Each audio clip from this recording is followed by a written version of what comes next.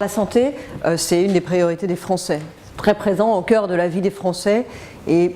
c'est finalement assez peu présent dans le monde politique. On en parle très peu à l'occasion des grandes élections, seulement à l'occasion d'une loi. Ces derniers temps, on en a parlé essentiellement à cause des attaques que la médecine libérale a subies du fait du gouvernement, avec notamment le tiers payant généralisé et en fait derrière tout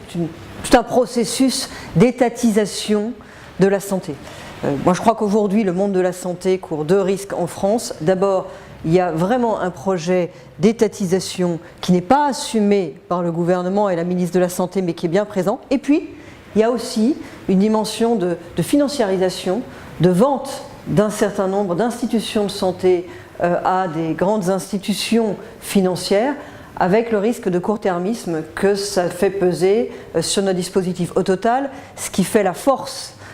et quelque chose auquel je crois les Français sont très attachés du système de santé, qui est la médecine libérale, l'articulation entre un pilier public et un pilier privé, qui crée un caractère à la fois de grande proximité et en même temps de grande qualité, caractère aussi innovant du dispositif. Ça, c'est en train de s'effondrer, de disparaître, et moi c'est sur ça que je veux travailler. Moi je crois que la médecine libérale, elle est au cœur de notre dispositif de santé et elle doit le rester. Alors elle reste articulée avec un pilier important qui est l'hôpital, pilier central même, mais la médecine libérale, c'est elle qui fait la proximité, partie de la qualité et aussi d'ailleurs une partie de l'innovation de notre dispositif de santé. Et aujourd'hui, elle est fortement attaquée, cette médecine libérale, par le gouvernement qui en plus qui accumule les mesures anti-médecine libérale sans même les assumer. Donc c'est une espèce d'étatisation rampante du dispositif de santé à travers le tiers payant généralisé, à travers la multiplication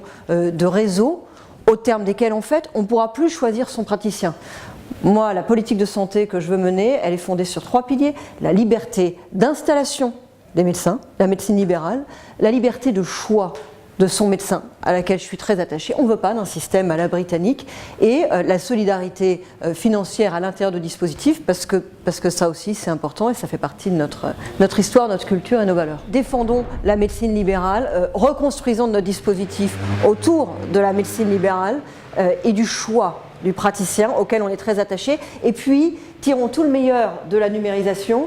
Pour ça, il faut s'organiser, il y a des choses à changer dans la façon dont est organisé financièrement le dispositif de santé, il y a des choses à changer aussi dans la manière dont on traite les données de santé, un sujet dont on parle très peu, mais si on veut vraiment pouvoir bénéficier de toutes les nouvelles technologies, on a besoin certes de pouvoir respecter